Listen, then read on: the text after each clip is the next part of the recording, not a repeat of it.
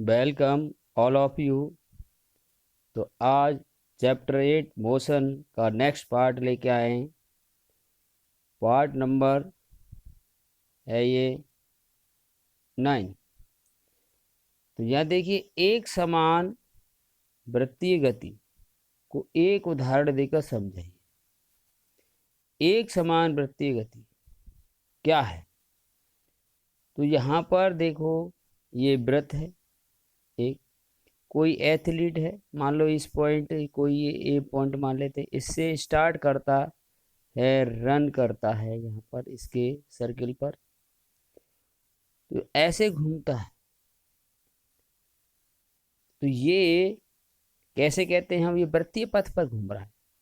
तो हम कह सकते हैं एक समान वृत्तीय गति क्या है? जब कोई वस्तु एक समान चाल से, ये एक समान चाल से घूमे इस पर, यानी इसका वेग परिवर्तन ना हो, एक समान चाल से किसी वृत्तीय पथ पर गति करती है, तो उसकी गति एक समान वृत्तीय गति कहलाती है।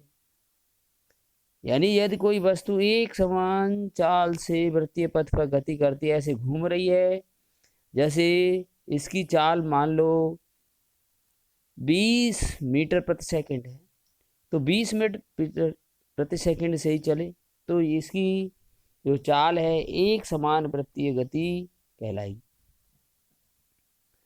अब यहाँ देखो, चाल एक समान रहे, तो यहाँ पर हमने चाल की बात कर रहे हैं, वेग की नहीं ध्यान कर रहे। यदि कोई एथलीट एक वृत्तीय पथ पर नियत परिमाण, तो नियत परिमाण मैंने मान लिया, मान लो 20 मीटर पर सेकंड, तो 20 मीटर पर सेकंड ये क्या है? परिमाण के वेग से दौड़ता है, यहाँ पर दौड़ रहा है, तो उसके वेग में निरंतर परिवर्तन केवल एथलीट की गति की दिशा के कारण होगा। देखो, यहाँ पर ए से स्टार्ट हुआ तो उसकी गति की दिशा ऐसे थी, बिंदु ए पर एथलीट की गति की दिशा कैसे है? यहाँ ऐसे थी, और यहाँ मान लो ए पॉइंट मान लिया था, ये बी पॉइंट पर, ये देखो ऐसे हो जाएगी। यहाँ सी मान लेता हूँ, सी पॉइंट पर नीचे आएगी, नीचे की ओर हो जाएगी, ऐसे ही यहाँ पर ऐसे। तो ये इसकी गति की दिशा क्या हो रही है? लगातार चेंज हो रही है। तो परिमाण तो चेंज नहीं हो रहा, 20 ही है, लेकिन दिशा चेंज हो रही है, इसलिए हम कह रहे हैं कि उसका वेग निरंतर चेंज हो रहा है। अरे वेग और चाल में किसका अंतर है? दिशा का। यहाँ चाल तो अपरिवर्तित हो रही है, 20 मीटर पर सेकंड के वेग से ही घूम रहा है, लेकिन प्रत्येक बिंदु पर दिशा बदलने से कह रहे हैं हम, एथलीट का वेग परिवर्तन हो रहा है केवल दिशा परिवर्तन के कारण। अतः हम कह सकते हैं कि यहाँ वृत्तीय पथ पर दौड़ता हुआ एक एथलीट है ना, वृत्तीय पथ पर दौड़ता हुआ एक एथलीट एक समान त्वरित गति का उदाहरण है। यहाँ समान गति तो है, तो समान चाल है, लेकिन दिशा परिवर्तन हो रही है, तो ये एथलीट का एक समान चाल से वृत्तीय पथ पर घूमना किसका उदाहरण हो गया? एक समान त्वरित गति का उदाहरण। पूछा जाएगा आगे, एक समान त्वरित गति का एक उदाहरण दीजिए, तो आप दे सकते हो उसको। अब मान लीजिए कोई आर त्रिज्या की वृत्तीय पथ पर, अभी बताया एथलीट, ये त्रिज्या आर मान ली, इसकी टी सेकंड में एक पूरा चक्कर लगा देता है। कितना समय लगता है इसको? टी सेकंड लगता है एक पूरा चक्कर यहाँ से आता आने। तो इसकी वृत्तीय चाल क्या होगी? वृत्तीय चाल होगी वृत्त की परिधि, एक पूरा चक्कर लगाने में तय दूरी कितनी होती है? वृत्त की परिधि बटे समय। तो वृत्त की परिधि 2πr, और एक पूरा चक्कर लगाने में कितना समय ले रहे हैं हम? टी सेकंड, तो टी। तो वृत्तीय चाल का ये सूत्र हो गया 2πr/t, 2πr/t। अब एक क्वेश्चन देख लेते हैं यहाँ पर, क्या है? एक कृत्रिम उपग्रह है जो 4000, जो क्या 42,250 किलोमीटर है ना त्रिज्या के, ये किलोमीटर है, यहाँ थोड़ा मिसप्रिंट है, किलोमीटर त्रिज्या के वृत्ताकार पथ पर किसी कक्षा में घूम रहा है ऐसे वृत्ताकार पथ पर, वो 24 घंटे में क्या करता है, पृथ्वी की परिक्रमा लगा देता है, ऐसे लगा देता है। तो उसकी वृत्तीय चाल ज्ञात करो, है ना। तो उस उपग्रह की वृत्तीय चाल कितनी होगी, तो हम यहाँ पहले छांट लेते हैं वृत्त की त्रिज्या। आर बराबर है 42,250 किलोमीटर, और ये चाल किस में निकालनी है, किलोमीटर प्रति सेकंड में निकालनी है। तो इसको दूरी है, हमारी त्रिज्या किस में दी है, किलोमीटर में, तो इसको किलोमीटर में ही रहने दें, क्योंकि चाल किस में निकालनी है, किलोमीटर प्रति सेकंड में। और समय कितना लग रहा है भाई, 24 घंटे। 24 घंटे के सेकंड बनाएंगे, क्यों, क्योंकि चाल किलोमीटर प्रति सेकंड में निकालनी है। तो यहाँ पर समय का क्या बनाया हमने, सेकंड। 24 गुणा 60 गुणा 60। अब उपग्रह की वृत्तीय चाल या चाल क्या होगी, 2 pi over T, 2 pi r वृत्त की परिधि बटे समय। तो कितना समय लग रहा है, ये समय दिया है, और 2 की 2 वैल्यू लगा दी, पाई के मान 22/7 लगा दिया, आर का मान 42,250 लगा दिया, और ये समय लगा दिया 24 गुणा 60 गुणा 60।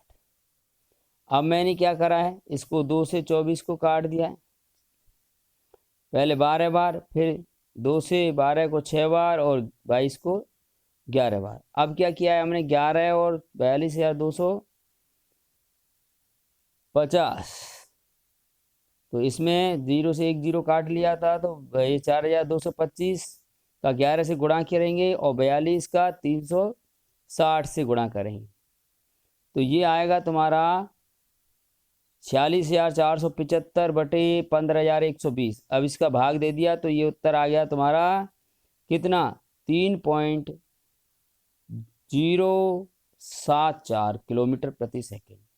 तो ये उपग्रह की वृत्तीय चाल आ गई। तो इसमें क्या था, त्रिज्या दी थी और समय दिया था, तो चाल हमने क्या कर ली, फाइंड आउट कर ली, वृत्तीय चाल आ गई। ठीक है, तो अब नेक्स्ट देखते हैं।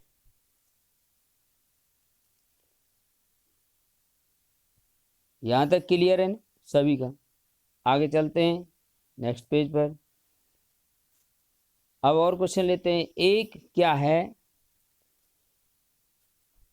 300 मीटर के सीधे रास्ते पर, ये 300 मीटर का सीधा रास्ता है ए से बी तक, क्या है, जोसेफ है, जॉगिंग करता है यहाँ पर 2 मिनट 50 सेकंड में ए टू बी जाता है, ए से बी तक जाता है। अब ये क्या कह रहा है, फिर ये घूमकर